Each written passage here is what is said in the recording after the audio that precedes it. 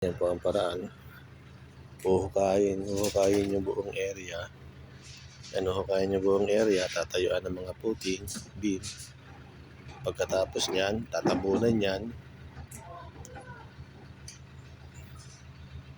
Ayun po, yung isa na yun, yung malaking square na yan, yan ay takli ng tubig.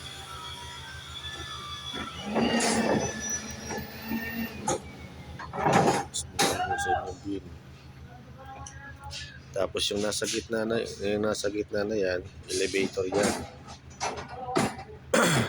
Ang sukat po ng poste rito ay 20 cm yung lapad at 60 cm yung haba. Yan po yung mga poste niya. Yung ginamit ko dito, hinukay ng bako, tinambak lahat yung pinaghukayan. Pagkayari niya, bubuhusan yan. After buhusan yung poste, tatambakan ng lupa, ibabalik yung lupa. Pagkayari ng lupa, tatayuan ulit siya ng panibagong beam.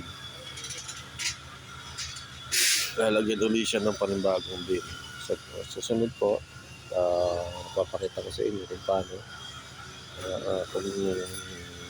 paano ang susunod na proseso nito. Ganyan po kahirap yung pagtatayo ng bahay dito at ganyan kagaling. Salamat po.